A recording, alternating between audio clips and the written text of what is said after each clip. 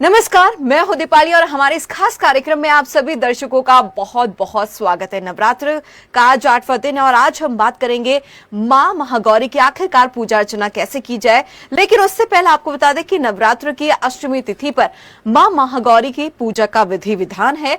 महागौरी की पूजा से मनोकामनाओं की पूर्ति होती है।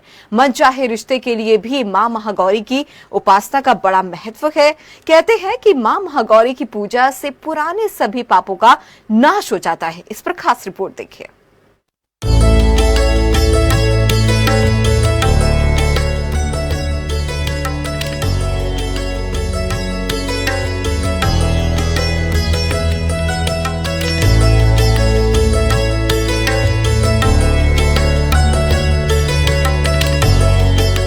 नवरात्रि के 9 दिनों में देवी दुर्गा के 9 अलग अलग रूपों की उपासना की जाती है। अष्टमी तिथि पर मां महागौरी की पूजा का विधान है। धार्मिक मान्यता के अनुसार देवी महागौरी भगवान शिव की अर्धांगिनी है और उनके साथ ही विराजमान रहती हैं। पौराणिक कथाओं के अनुसार मां महागौरी श्वेत वस्त्र धारण करती हैं और उनका रंग अत्यंत गौरवर्ण होता है। 4 भुजाओं वाली इस देवी को श्वेतांबर धरा भी कहा जाता है। इनकी छवि अत्यंत शांत, कोमल और तेजस्वी मानी जाती है। एक हाथ में त्रिशूल, दूसरे में डमरू, तीसरे हाथ में अभय मुद्रा और चौथे हाथ में वर मुद्रा होती है। माना जाता है कि वे भक्तों को अन्नपूर्णा का वरदान देती है। चैत्र नवरात्रा में अष्टमी तिथि का बहुत महत्व है। अष्टमी तिथि को महागौरी की पूजा का विधान है तो महानवमी पर मां सिद्धिदात्री की पूजा होती है। अष्टमी और नवमी तिथि को लोग कन्या पूजन करते हैं। इस दिन छोटी छोटी कन्याओं को न्योता देकर घर बुलाया जाता है और उन्हें हलवा, चने और पूरी का प्रसाद खिलाकर आशीर्वाद लिया जाता है। पौराणिक मान्यता है कि इस दिन पूजा करने से घर में सुख शांति आती है, परिवार के सदस्यों के बीच प्रेम बढ़ता है और क्लेश दूर होता है। दुर्गा अष्टमी के दिन मां महागौरी की पूजा करने से मनुष्य को आरोग्य की प्राप्ति होती है। खबर फास्ट के लिए रचना शुक्ला की रिपोर्ट।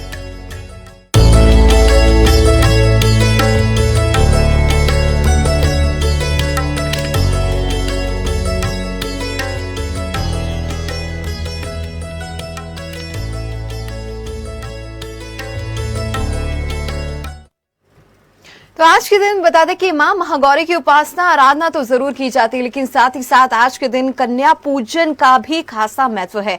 और इसी महत्व को समझाने के लिए हमारे साथ खास मेहमान जुड़ गए हैं, आचार्य मोहित शुक्ल जी। आचार्य जी, बहुत बहुत स्वागत है खबर फास्ट पर आपका। जी, जय माता।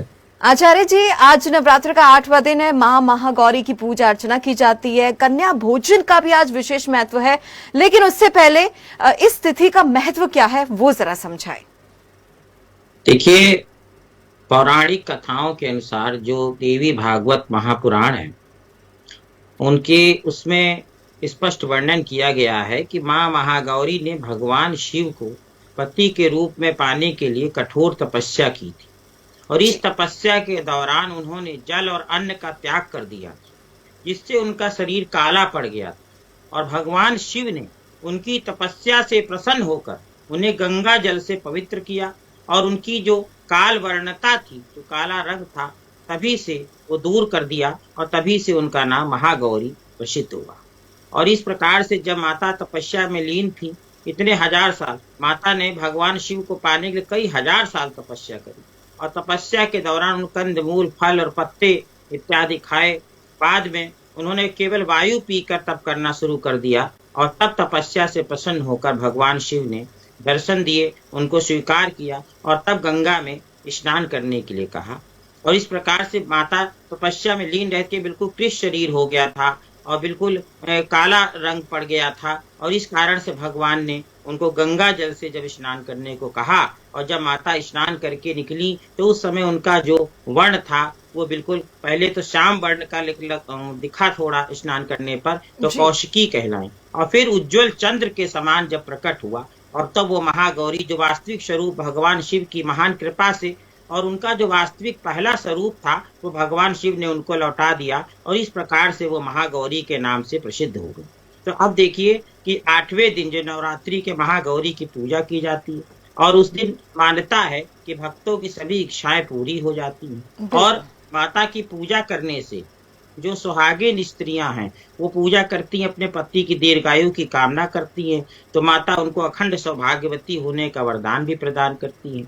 और आज के दिन जो है महाअष्टमी को सुबह जल्दी उठकर स्नान करिए, फिर वस्त्र धारण करिए और फिर जो है पूजा स्थल को साफ करिए और फिर मूर्ति और तस्वीर एक चौकी पर सफेद कपड़ा बिछाकर उस पर स्थापित कर दीजिए। फिर सफेद रंग के फूल, क्योंकि सफेद जो है वस्त्र माता को बहुत प्रिय है, इसलिए सफेद रंग के फूल वस्त्र आदि अर्पित करना चाहिए। फिर रोली कुमकुम लगाएं और भोग में हलवा चना और पूरी अर्पित करें, मंत्र का जप करें और आरती करें। इस प्रकार से माता की ये पूजा होती है। और विस्तार से जैसे आप समझ लिए होंगे कि आप जल्दी उठना है, स्नान करना है, वस्त्र पहनना है, फिर पूजा स्थल को साफ करना है, गंगा जल से पवित्रीकरण करना है, फिर मूर्ति और तस्वीर रखनी है। और इस प्रकार से सफेद रंग जो है वो माता को बहुत प्रिय है, उसको मत भूलिएगा। और सफेद रंग का कपड़ा बिछाइए, सफेद अर्पित करिए, सफेद रंग के फूल माता को चढ़ाइए, रोली कुमकुम जरूर चढ़ाइए। और इसके साथ में माता के विशेष मंत्र है, देवी का ध्यान करना चाहिए। और हलवा चना नारियल ये सब माता को, नारियल से बनी मिठाई है और पूरी है, हलवा है, ये सब माता को चढ़ाइए। और इसके साथ में जो है मंत्र भी मैं बता देता हूँ कि ओम देवी महागौरे नमः। इस मंत्र से आप जाप कर सकते हो, ओम देवी महागौरे नमः। अब देखिए स्तुति है एक मंत्र से कि या देवी सर्वभूतेषु मां गौरी रूपेण संस्थिता, नमस्तस्यै नमस्तस्यै नमस्तस्यै नमो नमः। इस मंत्र से स्तुति करिए। और फिर एक ध्यान मंत्र भी है माता का, श्वेते वृषे समारूढ़ा श्वेतांबराधरा शुचि, महागौरी शुभम दद्यान महादेव प्रमोददा। इस प्रकार से माता का जो है ध्यान मंत्र करना चाहिए। और आज के दिन माता का कवच जो है वैसे पढ़िए। कवच से क्या होता है, कवच का पूरा कवच देवी कवच नहीं पढ़ सकते, सुरक्षा होती। और तो आप केवल एक मंत्र भी कवच का मैं बता देता हूँ, उसको पढ़ लेंगे तो भी आपकी रक्षा हो जाएगी। ओमकार पातु शीर्षो माम, ह्रीं बीजम माम हृदयो, क्लीं बीजम सदा पातु नभो ग्रहो च पादयो, ललाटम कर्णो हुंगीजम पातु महागौरी मानेत्रम घ्राणो, कपोत चिबको फट पातु स्वाहा ओम सर्ववदनो। इस मंत्र से कवच बन जाता है, एक अदृश्य रक्षा कवच माता का आशीर्वाद रूप में बनता है, जो आपकी हर बुराई से व्याधि से रक्षा करता है। और इस प्रकार माता की आज नवरात्रि के 8वें दिन पूजा करिए और माता आपकी सभी इच्छाओं को अवश्य पूर्ण करेंगी, ऐसा मन में विश्वास हो। और माता अत्यंत शांत स्वभाव की हैं और गौर वर्ण की हैं, श्वेत वस्त्र धारण करती हैं। माता का वाहन जो है वो बैल है और देवी के दाहिने ओर के ऊपर वाले हाथ में अभय मुद्रा और नीचे वाले हाथ में त्रिशूल है, और बाएं ओर के ऊपर वाले हाथ में डमरू और नीचे वाले हाथ में वर मुद्रा। ऐसा ध्यान मन में माता का करना चाहिए। और इस दिन कन्या पूजन का विशेष विधान है। और अष्टमी तिथि के दिन नारियल का भोग अवश्य माता को लगाया जाता है, इसलिए कुछ लोग जो हैं बैगनी पुष्प भी देवी को अर्पित कर देते सफेद के साथ में, तो माता स्वीकार कर लेती है।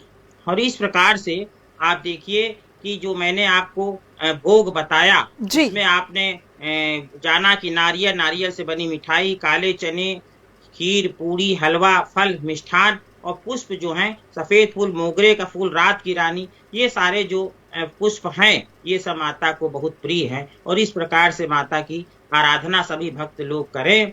और जब आप वस्त्र धारण करें तो गुलाबी रंग के वस्त्र भी आप धारण कर सकते आज की पूजा के लिए, बहुत अच्छा रहता। देखिए इसमें श्वेत भी है और हल्का सा लाल रंग की छटा हो जाती तो गुलाबी रंग बन जाता है। और इस प्रकार से प्रेम, करुणा और सद्भाव का ये प्रतीक बन जाता है जो गुलाबी रंग है। इस प्रकार से क्योंकि माता का जो रंग है वो अत्यंत गोरा है और कहते चंद्रमा की समान सफेद और चमकीला रंग जो है वो माता का है, ऐसी माता का ध्यान करिए।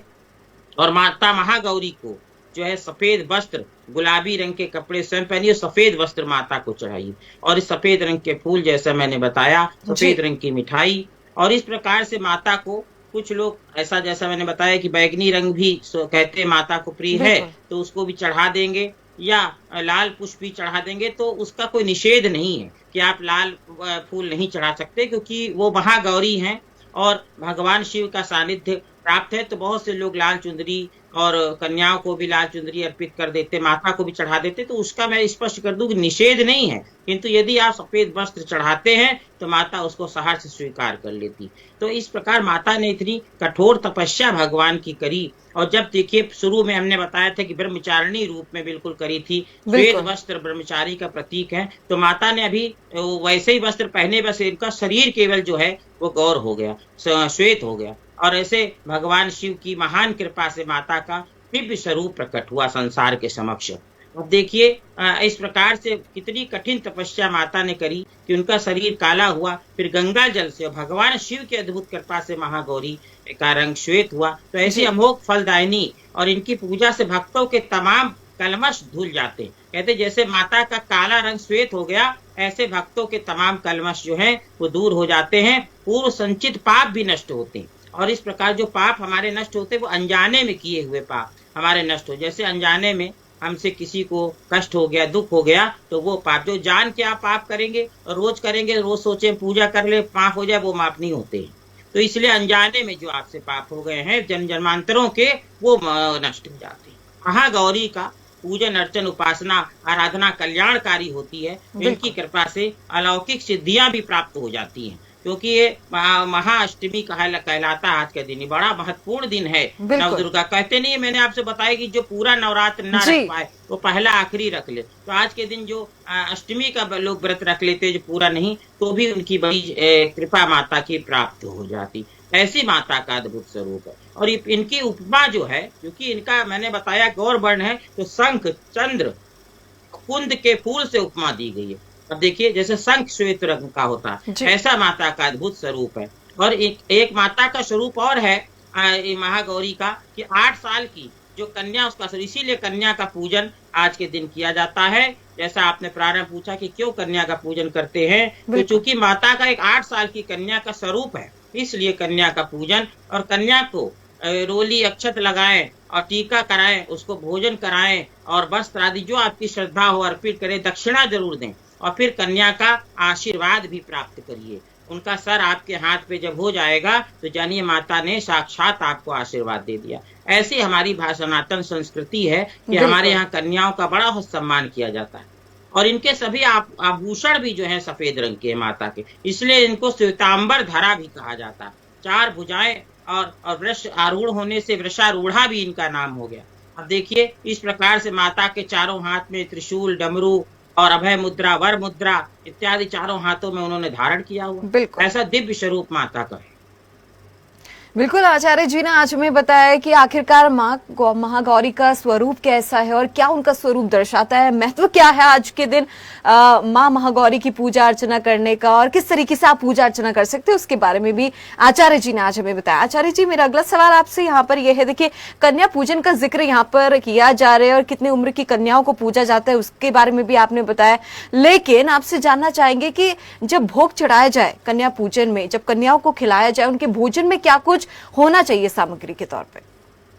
देखिए आज के दिन जैसा मैंने अभी आपको बताया था कि माता का जो भोग है, जो हम माता को चढ़ाते हैं, जैसे चना है, पूरी है, हलवा है, ये सारी चीजों में से जो आपकी श्रद्धा हो चढ़ा दीजिए। कुछ लोग पूरी सब्जी भी खिला देते हैं कन्याओं को, कुछ लोग दही जलेबी खिला देते हैं। जो नहीं बना पाते हैं तो वो बाजार से दही और जलेबी बहुत शुद्ध माना गया है, उसको खिला देते, मिष्ठान खिला देते। तो ये भाव ये है कि कन्याओं को कुछ आप खिलाएं, दान दक्षिणा दें, उनको प्रसन्न करें, उनका आशीर्वाद प्राप्त करें और उनका सम्मान करें। ये सबसे बड़ी चीज है कि आज के दिन जो है वो कन्याओं का सम्मान का भाव समस्त सनातनियों के अंदर, विश्व के अंदर आए, ऐसा जो है वो पवित्र भाव है। और आज का जो मैं आपको बताऊं कि राहु काल का जो समय है वो 9 बजे से प्रातः 10:30 बजे तक है। तो या तो 9 के पहले आप कन्या पूजन कर लीजिए, या 10:30 के बाद अगर करते हैं तो दोपहर में 12:30 बजे तक आप आराम से जो है वो शुभ मुहूर्त में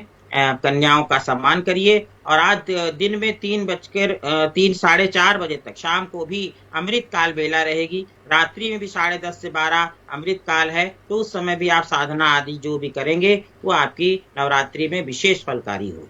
और इस प्रकार से आप देखिए कि आज जो है जी अष्टमी तिथि है, जो बिल्कुल। रात में 12:04 तक रहेगी। आद्रा नक्षत्र 10:06 फिर पुनर्वसु नक्षत्र लग जाएगा। इस प्रकार से जो है कल 9:40 तक दिन में पुनर्वसु नक्षत्र रहेगा और अतिगंड योग है। और उसके बाद फिर सुकर्मा योग आएगा, फिर विवकर्ण है। इस प्रकार का आज का पंचांग भी बहुत शुभ फलकारी है। चंद्रमा भी मिथुन राशि में प्रवेश कर रहा है और अष्टमी उसके बाद फिर रात्रि तक कर्क राशि में प्रवेश कर जाएगा। अभी मिथुन फिर कर, और इस प्रकार से बहुत अच्छा जो है आज का शुभ मुहूर्त बन रहा है। और देखिए कि जो सूर्य है वो मीन राशि में है। तो आज का जो राशि फल है वो भी मैं आपको बता देता हूँ। बिल्कुल।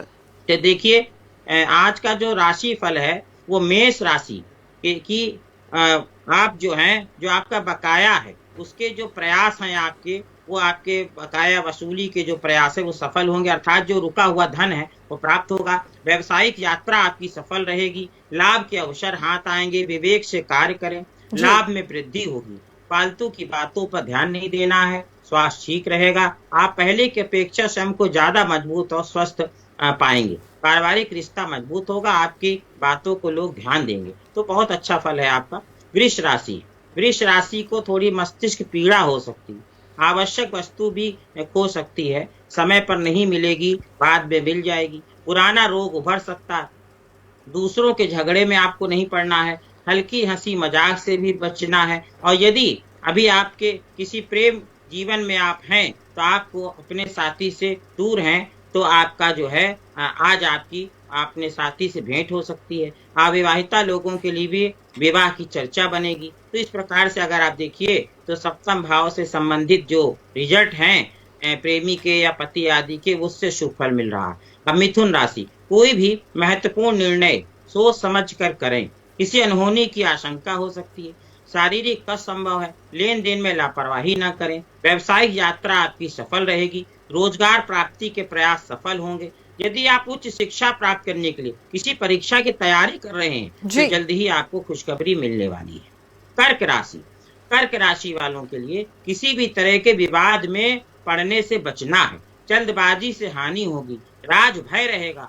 दूर से शुभ समाचार प्राप्त होंगे। घर में मेहमानों का आगमन होगा, वह होगा। सही काम का भी विरोध हो सकता है। सरकारी कर्मचारी अपने काम से संतुष्ट होंगे, लेकिन राजनीति के लोगों से उन्हें चुनौती मिल सकती है।